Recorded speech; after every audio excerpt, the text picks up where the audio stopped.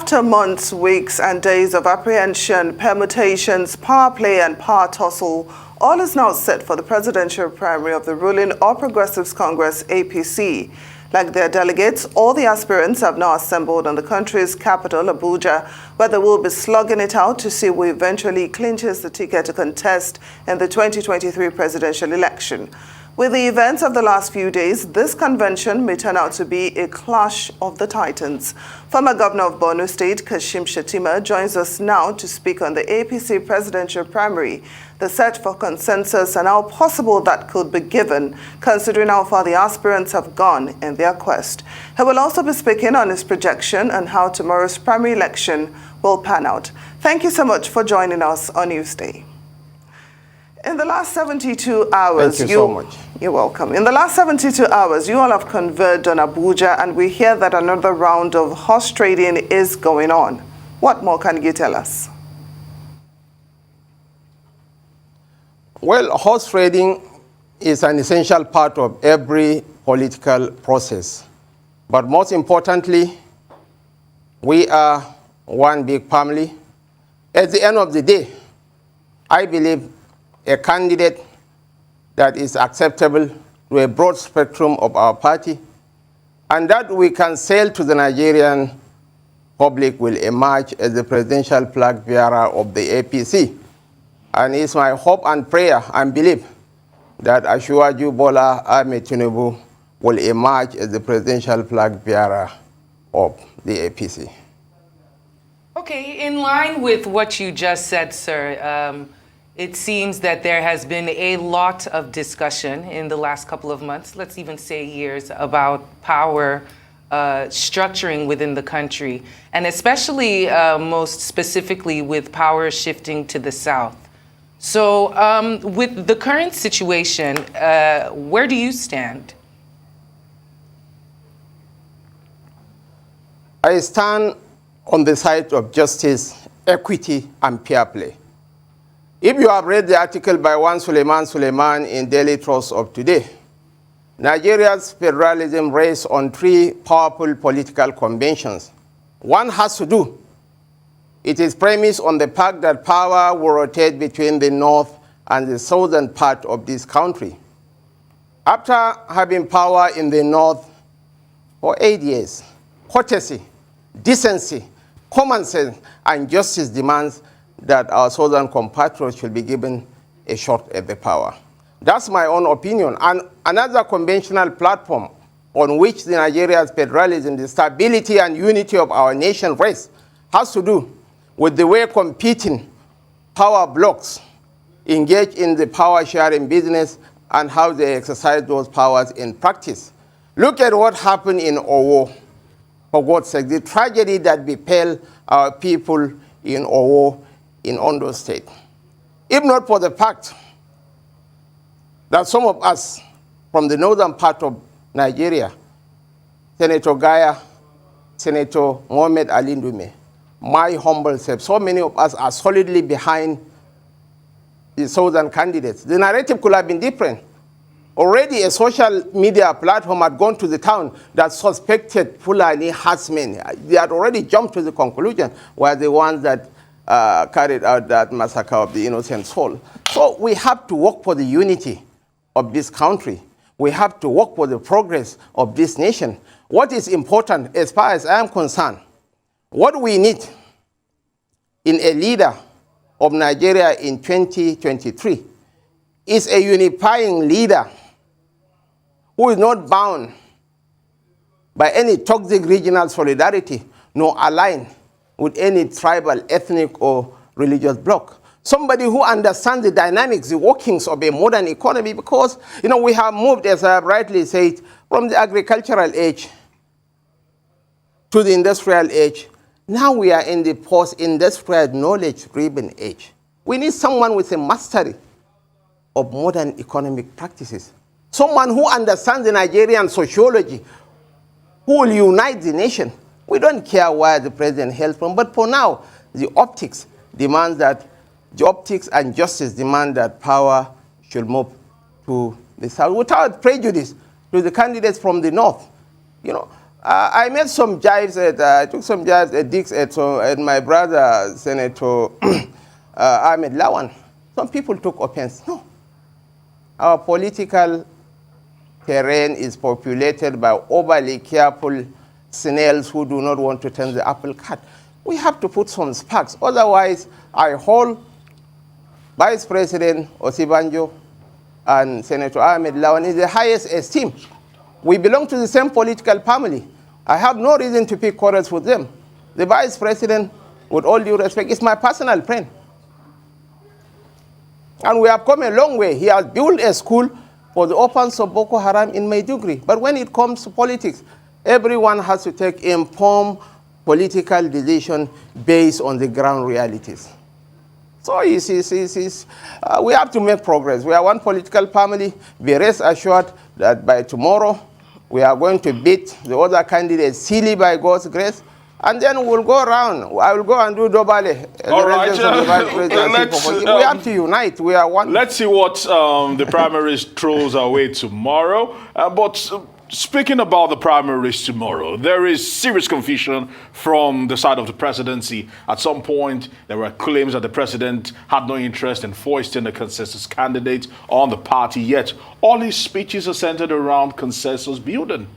Do you support this notion of consensus?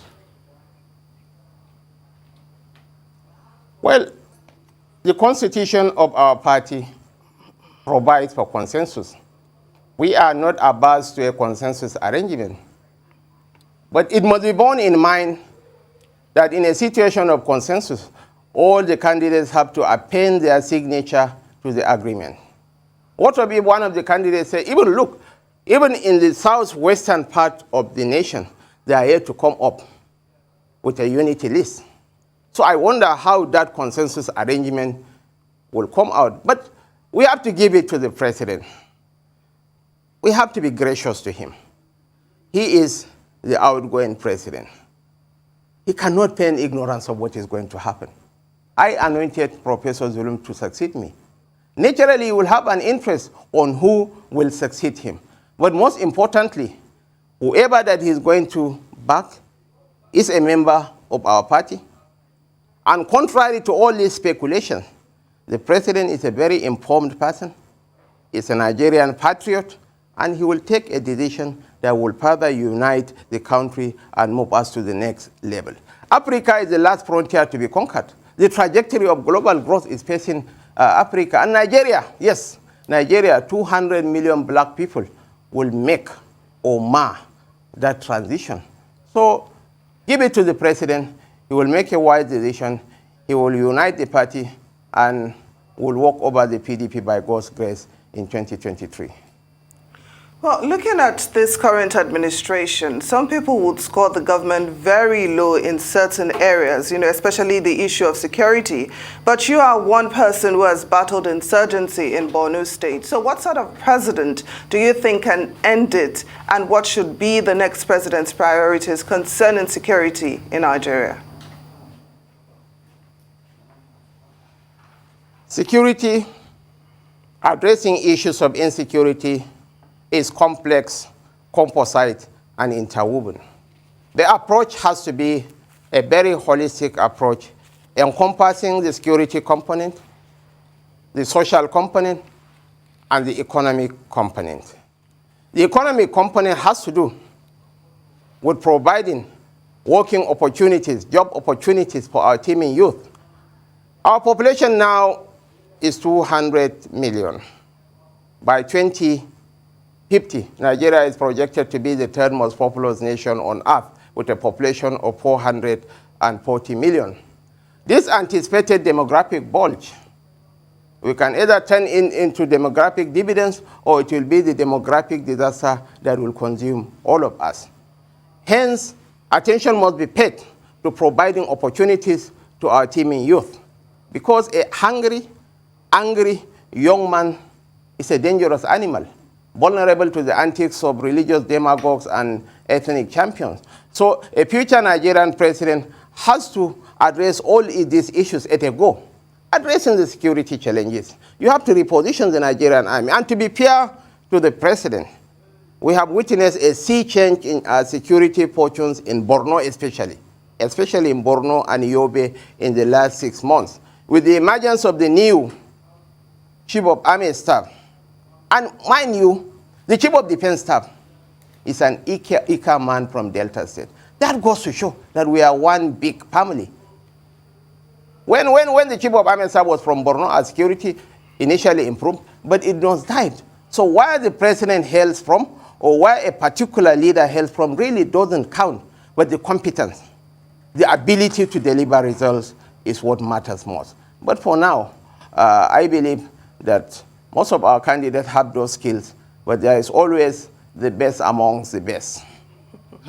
There certainly is, and I'm sure you're not going to tell us who your candidate of choice is, but since we're running out of time, I want to ask you, you're historically one of the few former governors who has been able to maintain a cordial relationship with your successor. What do you think that former governors should be doing to emulate and keep the cordiality between the predecessors and the successors in order for the best interest of the state? Well, one of the truisms about life is power cannot be shared by two people. And most importantly, your relationship must be anchored on trust and confidence. One of the fundamental errors that outgoing governors tend to make is on looking for the most malleable, most dim-witted idiot to be their successor, thinking that out of office they are going to control that charlatan. But power, according to Henry Kissinger, is the ultimate aphrodisiac. And Abraham Lincoln described it. He said most people can withstand the extremes of adversity, but to test a man's true character, give him power. It's only in power that people will manifest their true features. I got it right in Professor Babagana Umara Zulum, but our relationship is most importantly anchored on mutual trust and confidence. I have accorded him his due respect as my leader, as my boss, and he has accorded me my due respect as his predecessor, as his mentor. So far, I think we have the best of relationships in the country, and we'll continue to go into the future on the same page. There is no cause for any conflict, because he's the governor whether I like it or not.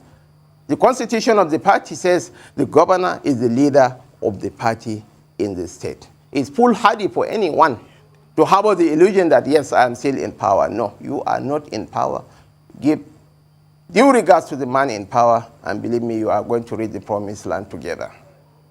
I want to say many thanks to you, former Governor of Borno State, Shettima, for stopping by and actually helping us preview what to expect at a very, very action-packed APC primaries kicking off tomorrow.